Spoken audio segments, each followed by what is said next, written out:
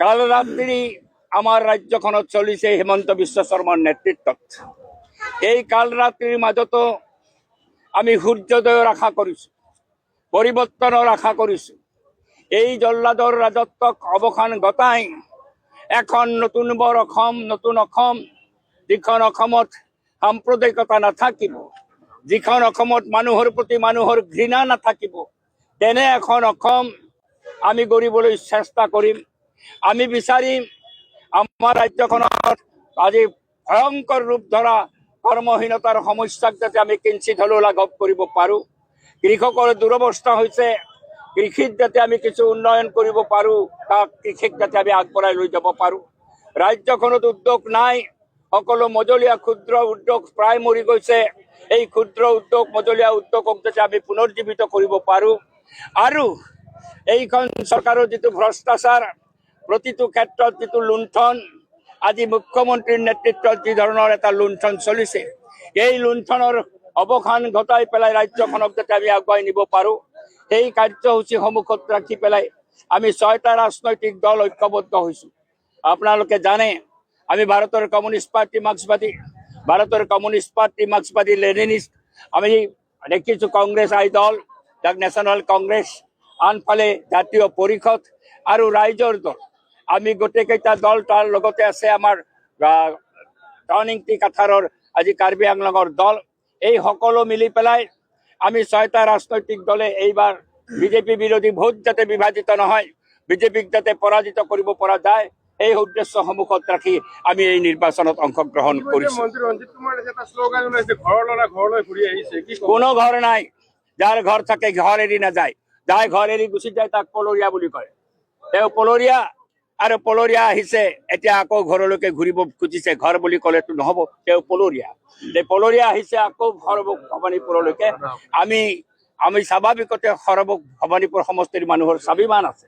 এনে এজন মানুহ লটং পটং কৰি ইফালে যায় সিফালে যায়, বজালিখন গেলালে, সম্পূৰ্ণভাৱে বজালি গেলাই দি উঠি বজালিত যেতিয়া জাগা নাই, এতিয়া আকৌ আহি পেলাই ভৱানীপুৰ সৰভোগত ইয়াক প্ৰথমতে 10 বছৰ গেলাইছিলে, এতিয়া ভৱানীপুৰ যুক্ত হৈছে, ভৱানীপুৰ সৰভোগকো গেলাবৰ কাৰণে আৰু তেওঁ চেষ্টা কৰিছে। এইবাৰ তেওঁক আমি গেলাব নিদিওঁ, তেওঁকতো নিদিওঁ, তেওঁৰ মালিক হেমন্ত বিশ্ব শৰ্মাকো অসমত আমি গেলাব এইবাৰ নিদিম।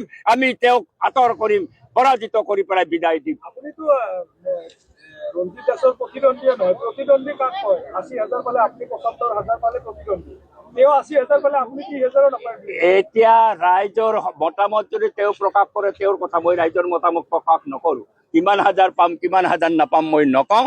নিৰ্বাচনত নামিছোঁ, জয় হোৱাৰ কাৰণে নামিছোঁ, তেওঁক পৰাজিত কৰাৰ কাৰণে আমি 6টা ৰাজনৈতিক দল ঐক্যবদ্ধ হৈ নামিছোঁ। দাদা, আপুনি গামোচা পিন্ধাম বুলি কৈছিলে, কিন্তু এতিয়া মইতো কোৱা নাই, পালে গামোচা পিন্ধাই দিম। তেওঁ কৈছে যে গামোচা পিন্ধাব নালাগে, তেওঁ সত্ৰ নামঘৰত গুৰুজনা স্থাপন কৰা, সত্ৰ নামঘৰত সেৱা লওক, তেনে প্ৰত্যাহ্বান জনাইছে। ভণ্ড মানুহে যেতিয়া সেৱা লয় আমাৰ লাজ লাগে। ভণ্ড সমস্ত অপকৰ্মৰ যেতিয়া হেৰি হয়, সূত্ৰধাৰ হৈ পেলাই খালি নামঘৰে সেৱা ল'ব, সেই ভণ্ডৰ ৰাজনীতি মই নকৰোঁ। এই ভণ্ডামি মন নাই। মই যিটো মনোৰঞ্জন তালুকদাৰ এটা নীতি আদৰ্শত আছোঁ, তেওঁৰ দৰে মই ভণ্ড নহয়। তেওঁতো ভণ্ড। আজি তেওঁ নমিনেশ্যন দিব বুলি শুনিছোঁ। এতিয়া প্ৰতিটো নামঘৰত 1,500কৈ টকা দিছে তেওঁৰ সপক্ষে প্ৰসাদ দিবলৈ। এনেকুৱা ভণ্ড মই নামঘৰত যেতিয়া উৎসৱ হয় মই যাওঁ। উৎসৱ যেতিয়া হয় মই কেলে নামঘৰত নাযাম? নামঘৰ আমাৰ একটো সাংস্কৃতিক। মই যোৱা বছৰ এই বছৰটোতে শংকৰদেৱৰ তিথিত যি উৎসৱ হৈছে মইতো গৈছোঁ, তাতে বিভিন্ন শংকৰদেৱৰ উৎসৱতো মই বক্তা। নিৰ্বাচনৰ পূৰ্বে আশীৰ্বাদ ল'ব নে নাই? নাই, তেনেকুৱা কথা বতৰা মোৰ লগত নাখাতে। কি আশীৰ্বাদৰ প্ৰয়োজন আছে? মানুহে আশীৰ্বাদ দিব। আমাৰ সমাজখনেতো বিচাৰে না, আমাৰ সমাজখনে আপোনালোকে বিচাৰে, ময়ো বিচাৰোঁ, সেই কথাটো বেলেগ কথা। মই যাওঁ নে নাযাওঁ এইটো এটা বিষয় নেকি? ৰাজনৈতিক বিষয়টো নহয়, এইটো ভণ্ড মানুহৰ প্ৰচাৰ। এতিয়া আপোনাৰ যিটো বিজেপি হওক বা যিয়ে হওক, তেওঁলোকে মানে সনাতনী কি সনাতনী? ইতিমধ্যে এই জয়ন্ত দাসে উদঙাই দিছে। কোন সনাতনী, কি সনাতনী? বিজেপিৰ সনাতনীটো ভণ্ড সনাতনী, এইটো দেখুৱাই দিছে। মানুহে জন্মিছে হিন্দু হিচাপে, কোনোবাই মুছলমান হিচাপে, তেওঁলোকে নিজৰ নিজৰ ধৰ্ম পালন কৰিব, তাতো কোনো বাধা নাই। কি সনাতনী? ভাৰতবৰ্ষত অকল সনাতনী থাকে নেকি? আচ্ছা, আপোনাৰ কথাটোকে মই কৈছোঁ, ভাৰতবৰ্ষখন অকল সনাতনীৰ নেকি? নাৰিকল কোনে ভাঙিব এইবাৰ? নাৰিকল ময়ে ভাঙিম। নাৰিকল মই ভাঙি আৰু এই সনাতনী তত্ত্ব মোক নিদিব। সনাতনী কিমান ভণ্ড, কংগ্ৰেছত লুণ্ঠন কৰি গোটেই গালে গেলাই দি পেলাই এতিয়া বিজেপিত ভিৰ কৰিছে। এইটো পাৰ্টিৰ কি কথা আছে? কৰিলে নেকি বাকী তেওঁ চেয়াৰমান আলীক আনিছিলে, তেওঁ টিকট দিব নোৱাৰিলে। সকলোৱে বুজাবুজি যেতিয়া কৰে, কোনোবাই এৰে কোনোবাই গ্ৰহণ কৰে, এৰা এৰি হয়। ত্যাগ কৰাৰ মাজেদিহে মিত্ৰতা হ'ব। সকলোৱে যদি নিজৰ নিজৰ আসনতে স্থিৰ হৈ থাকে তেতিয়াহ'লেতো বুজাবুজি নহ'ব। এৰা এৰি হৈছে।